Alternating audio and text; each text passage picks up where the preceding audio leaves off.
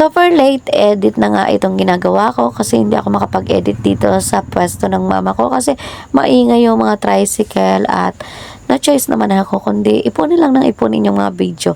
Ayan, sinama nga ako dito ng kapatid ko, pupunta ng Naga City at dito nga kami pupunta sa SNR. Bali, first time ko nga lang makakapasok dito sa SNR kasi wala naman akong member card dito at ito ang kapatid ko ay merong member card. At ayan, kung dati nga lang napapanood ko to sa mga vlog or sa mga video ng ibang tao, ay ako na yung nandito sa loob na to. At syempre, wala naman kami balak na bilhin dito. At para nga lang merong mabili, ay ayan, kumuha na lang ako nitong picnic para naman maikot-kuting kami sa labas. Hiyang-hiya nga yung wallet ko dito sa mga nakikita ko sa loob ng SNR. Pangsyala talaga.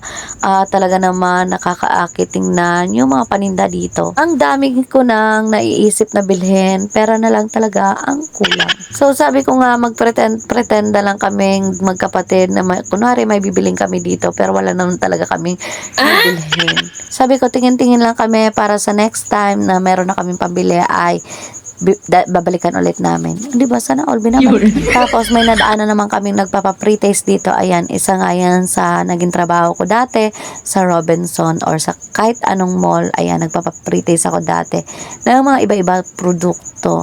At eto naman, di ba? Pagod na si Bear. At dahil nakailang ulit na makapasok dito yung kapatid ko sa SNR, ayan, pinagbigyan niya ako ng mag-video-video, ayan, habang may tinitingnan naman siya dyan. Tapos ito, nung nagutom na kami, lumabas na nga kami kasi baka naman matukso pa kami sa ibang mga bilihin, ayan, may pagkain nga dito sa labas ng SNR, ay sa loob pa pala ito. Tapos ayan, yung kapatid ko umorder, ayan, nilibre niya nga ako dito ng pagkain.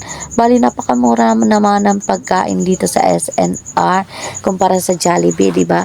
Ayan, sulit na sulit yung pagkain dito. Ayan, wala pa ata yan, 100 plus. At kung yung lasa naman ang tatanungin nyo, ay okay na okay yung lasa. Sa panlasa ko, iba-iba tayo ng ng panlasa. Tapos ayan nga, kunwari-kunwarian kami nagda-date ng kapatid ko, ayan, feeling close kunwari sa isa't isa, pero lagi naman magkaaway.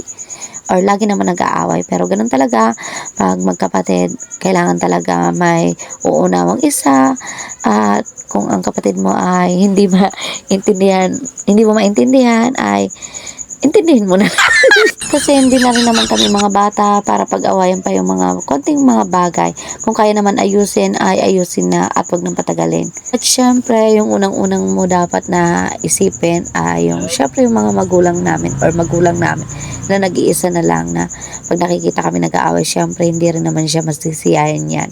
At syempre, dahil ako ay isang magulang na rin, ay hindi rin naman ako masisiyahan kung nag-aaway-aaway yung mga anak ko. Kaya naman sa akin, sister, I love you so much, my sister. No matter what, magkapatid pa rin tayo, pero hindi tayo magkamukha. Mas maganda ako sa'yo. Charis! Thank you sa treat. I love you.